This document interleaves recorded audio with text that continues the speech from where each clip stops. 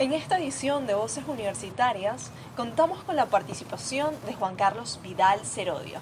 Él tiene más de 22 años de experiencia en el ejercicio profesional, dedicando su vida al servicio público y la participación política. Muchas gracias, profesor, por aceptar participar en este espacio. Profesor, quisiera que le contara a nuestra audiencia la razón por la cual usted decide tomar este camino de vida en la política y en el derecho. Bueno, a ver, primero el derecho para mí ha sido parte de mi vida desde que estaba muy chamo, muy niño, porque siempre he entendido que la manera civilizada de resolver los conflictos y de vivir en sociedad es justamente a través de las normas, ¿no? A través de la disciplina que dan los instrumentos jurídicos, que son normas de convivencia que permiten que todos, a pesar de las diferencias, podamos vivir en paz. En cuanto a la comunicación política, también ha sido una inquietud desde muy niño. Yo he estado siempre ligado al movimiento vecinal, a los movimientos comunitarios en el Marqués, en el municipio de Sucre del estado Miranda, donde nací, donde me crié, entendiendo siempre que los problemas de la gente, los problemas comunes se resuelven con la participación de todos. Ahora, para ser exitoso en la participación ciudadana y en la lucha comunitaria, además de la lucha política, hay que hacer comunicación política. O sea, hay que saber comunicar, hay que saber decirle a las personas, en este caso a los vecinos, que son los destinatarios del mensaje, narrativas acertadas que permitan que tu trabajo comunitario, tu trabajo político rinda éxitos. Por eso es que decidí combinar el estudio del derecho con la comunicación política en este caso. Usted nos comentó que esta vocación surgió desde que era pequeño, pero ¿podría indicarnos si en este transcurso de la niñez a la adolescencia tuvo algún referente, alguna persona que lo inspirara para avanzar en este camino de vida y lograr sus objetivos? Sí, yo soy de pensamiento social cristiano. La verdad que referentes en mi vida política he tenido varios, ¿no? Voy a nombrar a dos que han sido muy importantes. En principio, la figura del expresidente Rafael Caldera, es jurista, intelectual, académico, 2 veces presidente de la República.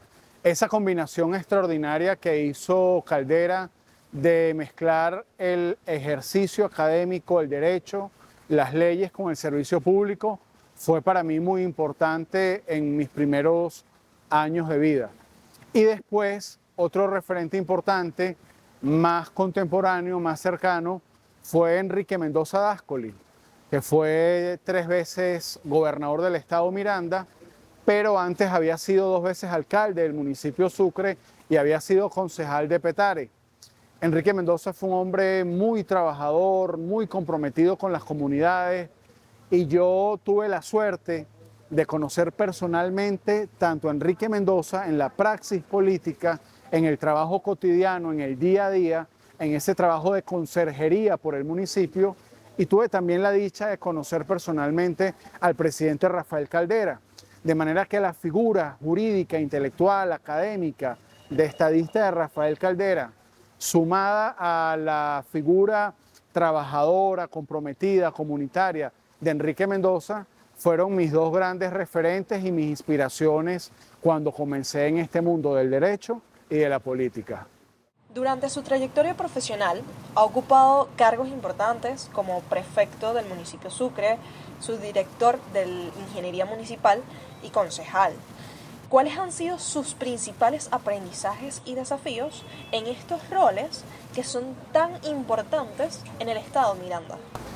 Mira, quizás te vaya a sorprender un poco la respuesta, ¿no? Porque cuando te hacen este tipo de preguntas sobre los grandes aprendizajes, tú sueles hablar desde el punto de vista colectivo, común, lo que has hecho, lo que has dejado de hacer. Uno de mis aprendizajes en esto del servicio público es más bien personal. Es tratar a veces de no descuidar tu vida privada, de no descuidar a tu familia, de no descuidar la primera responsabilidad que tiene un ser humano, que es con los suyos, ¿no? Con los más cercanos. A veces el servicio público es muy demandante, supone horas interminables de esfuerzo. La política es una forma de vivir a diario, cotidiana, desde la mañana hasta la noche, y quizás uno de los aprendizajes es que uno puede servir, que uno puede ocuparse de lo público, puede ocuparse de lo común, puede ocuparse de lo colectivo, pero sin olvidar que eres una individualidad, que vives también, que tienes un ciclo vital, que tienes familia de la que ocuparte, de manera que a mi edad, ya con estas canas y con casi 30 años de servicio público y ahora además servicio universitario, servicio docente en la academia, uno de los grandes aprendizajes es entender que debes servir a los demás con vocación, con pasión, con entrega, con autenticidad, pero sin descuidarte a ti mismo como ser humano. Es interesante su planteamiento, porque a veces existe la confusión de que la participación política solo depende de los políticos, de hombres y mujeres que dedican su vida exclusivamente a esa esfera. No obstante, el ciudadano común a diario ejerce la política, de una forma u otra. Y considerando la crisis política que existe en Venezuela actualmente, ¿cómo cree que se pueda hacer política de manera efectiva y constructiva? Bueno, nos han tocado unos años muy difíciles, ¿no? La verdad, para hacer política. No solo porque para nadie es un secreto que hay un régimen con características autoritarias que ha hecho difícil el ejercicio político de quienes piensan distinto, de la disidencia. Pero además de la presencia autoritaria de quien administra el poder, está la poca fe, la poca credibilidad y la poca confianza que el ciudadano común tiene sobre la dirigencia política. De manera que hacer política en estos años ha sido complicado, es complicado porque nos cuesta bregar, nos cuesta luchar no solo con el adversario que tiene mucho poder para operar contra nosotros, sino que nos cuesta además convencer a una sociedad que de hace varios años, y por cierto con algo de razón, ha perdido la fe y la esperanza en la dirigencia política. Uno de los elementos resaltantes del partido del gobierno en estos últimos 25 años ha sido el uso de los medios de comunicación para alcanzar efectivamente a las distintas clases sociales. Como experto en comunicación política, ¿cuál considera que es el papel de la comunicación en este tiempo de crisis política, de polarización, pero además de un uso excesivo de las redes sociales para exaltar la ideología? La comunicación ha sido a través de la historia moderna fundamental y lo sigue siendo.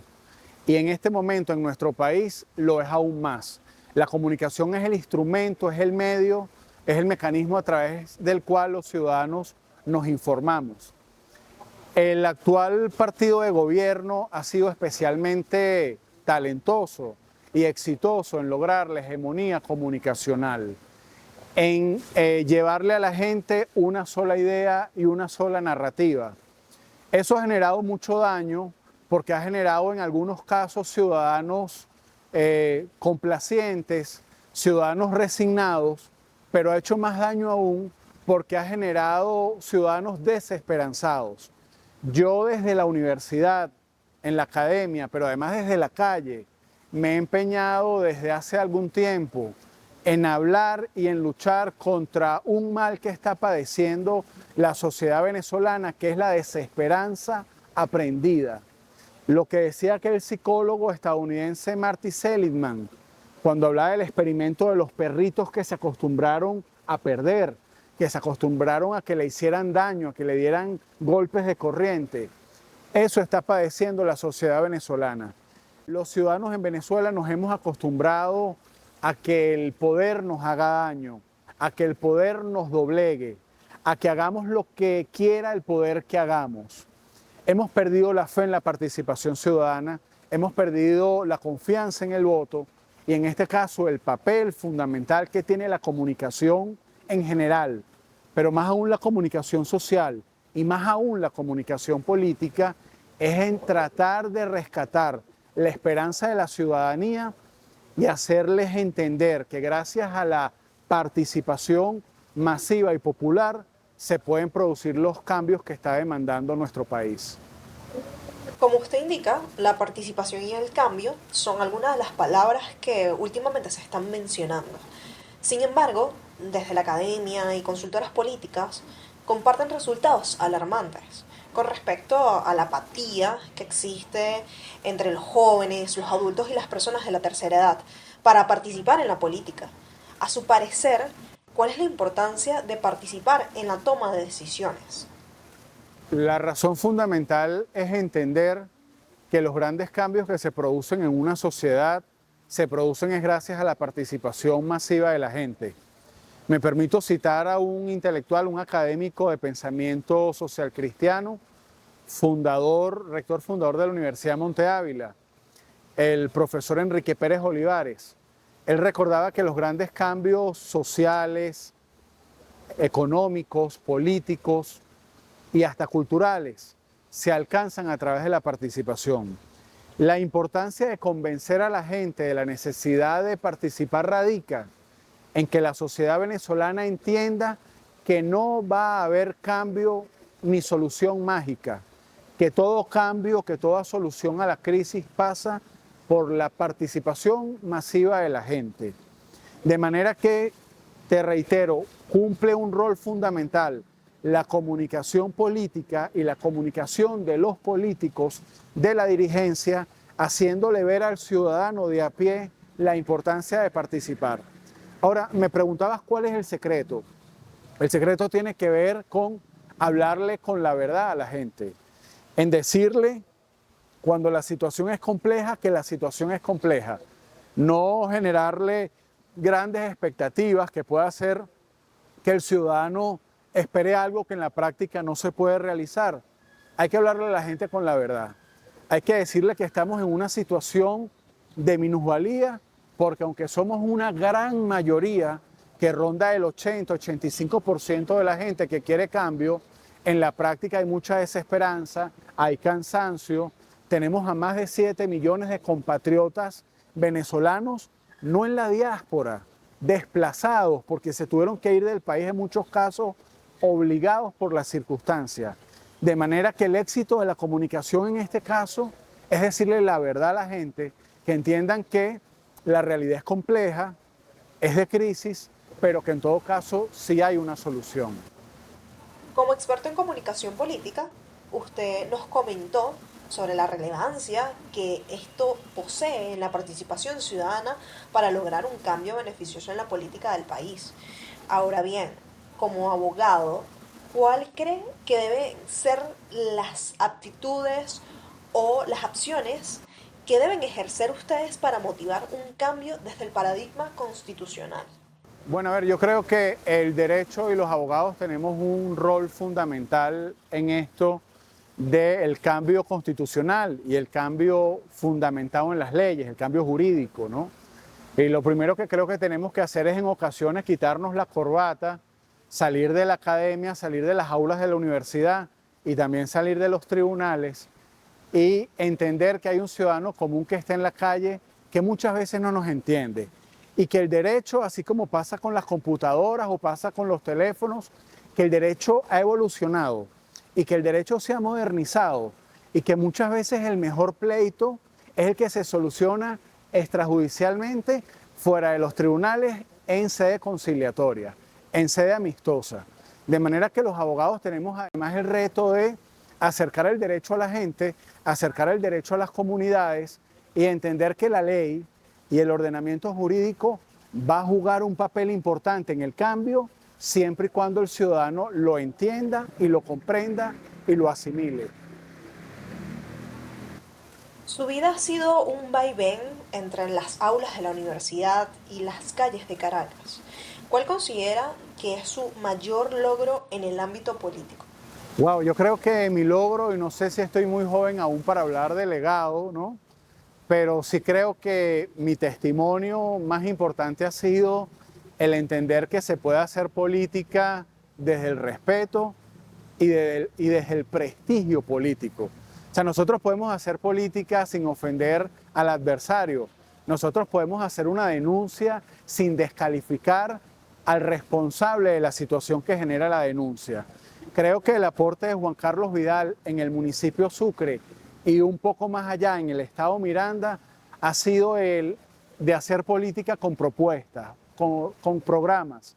Cuando me ha tocado ejercer el poder, bien sea desde la prefectura del municipio Sucre, dependiente en su momento de la gobernación de Miranda, trabajando de la mano con Enrique Mendoza, o bien sea desde la alcaldía, trabajando de la mano con Carlos Ocarijo, o bien sea desde el Consejo Municipal, u hoy trabajando desde la universidad, creo que el logro se resume en respetar a quien piensa distinto y el entender que podemos tener visiones opuestas, pero ser amigos, ser hermanos y ser conciudadanos.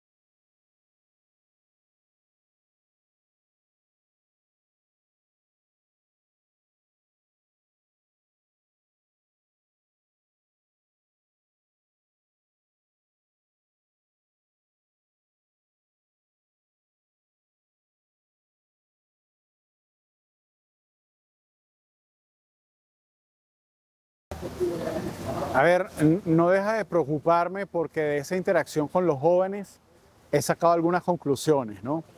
La primera un poco más graciosa, más jocosa, que es conocer un poco sobre un género que yo no conocía, que era el reggaetón, ¿no? Y la música urbana, que tanto gusta a los jóvenes. Pero también me ha preocupado el hecho de ver el poco interés que despierta en los jóvenes la política. Te cuento que doy clase en más de una institución universitaria, en instituciones universitarias muy distintas, pero en ambas noto lo mismo, ¿no? Entre el 60 y el 70% de los jóvenes no les interesa la política. Incluso no están inscritos en el registro electoral. No se plantean el voto como un ejercicio ciudadano necesario. Pero lo que es aún peor es que de ese solo 30%, solo 3 de cada 10 que están inscritos en el registro electoral, al menos 2 te dicen que no tienen intenciones de votar. Eso desde luego que genera en mí preocupación porque yo en algún momento de mi vida también fui chamo, también tuve 18 años y 19. Y recuerdo que una de las cosas que más me llamó la atención y más me ilusionó cuando cumplí la mayoría de edad, una era que iba a tener licencia para poder manejar, pero la otra era que podía inscribirme en el registro electoral para votar y que mi opinión fuera tomada en cuenta. Hoy no lo noto en los jóvenes, de manera que creo que el futuro en este momento con respecto a la participación juvenil es un poco incierto, es poco esperanzador, pero confío en que la sociedad venezolana tendrá la llave para abrir esa puerta, ese cerrojo que hoy está cerrado, pero que en el futuro no lejano va a permitir que el ciudadano venezolano se reencuentre con la política, se repolitice, lo que no quiere decir que se meta en un partido político necesariamente, pero sí que se reencuentre con la política, entendiendo a la política como la atención a los problemas comunes, a los problemas de todos. Soy optimista. Profesor, ¿qué consejos le daría a aquellos jóvenes que desean incursionar en el ámbito político y a su vez contribuir al desarrollo de Venezuela? Lo primero, que tengan paciencia en cuanto al hecho que no se sientan desesperados si en las primeras de cambio la política no es tan bonita como lo imaginaban, ¿no? La política es hecha por hombres al final, por seres humanos, de manera que tiene errores, tiene defectos como cualquier otra actividad humana. El primer consejo entonces a los jóvenes es que no se desmotiven si ven a veces en el devenir político cotidiano cosas que no les gustan. Lo segundo es que se formen, que estudien. Para el éxito político y para el buen servicio público es fundamental la formación. Que hagan política, pero que no dejen de estudiar, que no dejen de formarse, incluso que no dejen de ser buenos en una actividad que le permita vivir de algo distinto a la política. Por si el día de mañana las cosas en política no salen bien, pueda tener un oficio, pueda tener una profesión que le permita vivir dignamente sin tener que depender de los resultados políticos. Si pudiera definir en una frase qué significa para usted Venezuela, ¿cuál sería? Wow, a Venezuela es para mí tan importante que no la definiría con una sola palabra, sino con varias. Amor, esperanza y pasión. Son las tres palabras que pienso cuando oigo la palabra Venezuela. Amor, esperanza y pasión. Profesor, muchas gracias por acompañarnos en este espacio. Gracias a ustedes, muy honrado del espacio.